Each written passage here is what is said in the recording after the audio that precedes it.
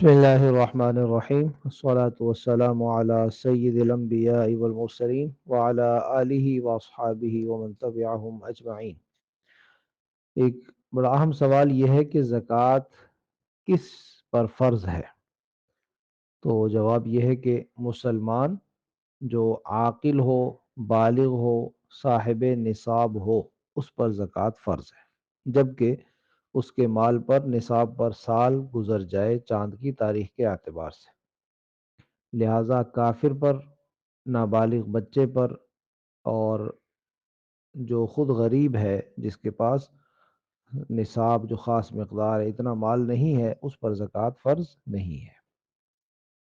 اسی طرح مجنون جس کا ذہنی توازن بالکل ٹھیک نہیں ہے، اس پر بھی زکوٰۃ فرض نہیں ہے۔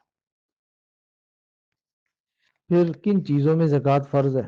تو اس کے لیے ایک آسان سا اصول ذہن میں رکھ لیجئے کہ 4 چیزیں ہیں جن میں زکوٰۃ فرض ہوتی ہے: سونا، چاندی، نقدی یعنی کرنسی، اور مال تجارت۔ ان میں سے ہر ایک کا الگ الگ نصاب بھی احادیث مبارکہ کی روشنی میں متعین ہے۔ سونا، گولڈ، وہ چاہے کسی بھی صورت میں ہو، کسی بھی نیت سے موجود ہو، 20 مثقال سونا، جس کو 7.5 تولہ بھی کہا جاتا ہے، اور گرام کے اعتبار سے یہ بنے گا 87.5 گرام سونا جس کے پاس موجود ہے، اس پر زکوٰۃ فرض ہے۔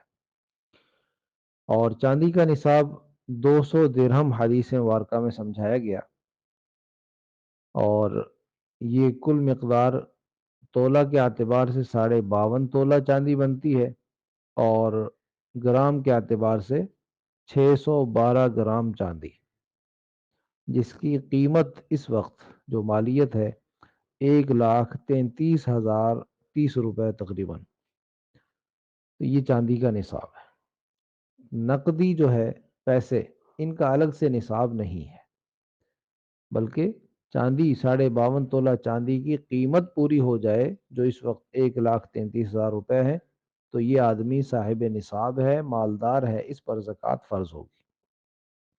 اسی طرح مال تجارت، یعنی وہ سامان، وہ گاڑی، وہ مکان، وہ پلاٹ، وہ فرنیچر، کوئی بھی چیز جو خریدتے وقت نیت یہ تھی، ارادہ یہ تھا کہ میں نے اس کو آگے بیچنا ہے، سیل کرنا ہے اور اس سے نفع کمانا ہے، بزنس کی نیت سے جو لی ہے، اس پر زکوٰۃ فرض ہوگی۔ اس کا اپنا الگ نصاب نہیں ہے، بلکہ 52.5 تولہ چاندی کی قیمت اگر اس کی مالیت ہے یا اس سے زیادہ ہے، اس پر زکوٰۃ فرض ہے۔ پھر زکوٰۃ فرض ہونے کے لیے، یعنی ادائیگی اس کی لازم ہو جائے، اس کے لیے ایک شرط یہ بھی ہے کہ اس مال پر سال پورا گزر جائے، سال، یعنی، اور یہ سال چاند یعنی قمری جو کیلنڈر ہے چاند کے اعتبار سے، محرم، صفر، ربیع الاول، اسلامی مہینے بھی کہا جاتا ہے ان کو، ان کا اعتبار کرنا ضروری ہے۔ لہذا چاند کی تاریخ کو یاد رکھا جائے، جب اتنا مال آیا ہے وہ تاریخ اگر یاد نہ ہو تو اب اندازے سے متعین کر لی جائے، پھر ہر سال اسی تاریخ میں، مثلا یکم رمضان ہے تو اپنے مال کا حساب کرنا ہے، جتنا موجود ہے اس میں سے کتنی زکوٰۃ نکالنی ہے، وہ حدیث مبارکہ کی روشنی میں 40واں حصہ، 40 میں سے ایک، 2.5% اس کو کہا جاتا ہے۔ لہذا 1,00,000 روپے میں سے 2,500 روپے زکوٰۃ بن جائے گی۔ تو کوئی بھی مال ہو، اس کا 40واں حصہ، 2.5% زکوٰۃ کے طور پر ادا کرنا ہے۔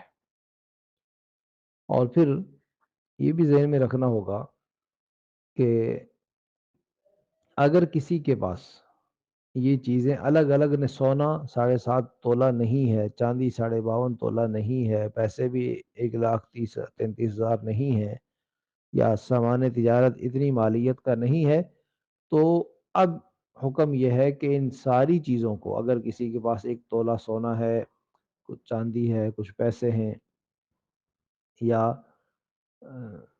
آدھا تولہ بھی سونا ہے اور پیسے بھی ہیں کچھ، یعنی صرف ایک چیز نہ ہو اور چیزیں بھی ساتھ موجود ہوں۔ عام طور پر جیسا ہوتا ہے کہ زیور کے ساتھ پیسے عام عورتوں کے پاس لازماً کچھ نہ کچھ موجود ہوتے ہیں، وہ چاہے اپنے خرچے کے لیے ہیں، جس طرح بھی ہیں. تو اب اس کی کے وزن کو نہیں دیکھا جائے گا، بلکہ اس کی قیمت کو دیکھا جائے گا کہ وہ اگر 1,33,000 روپے بنتے ہیں تو اس پر زکوٰۃ فرض ہوگی. یہ بنیادی اور انتہائی اہم کچھ باتیں ہیں. اللہ تعالی ہمیں صحیح سمجھ عمل کی توفیق نصیب فرما دے.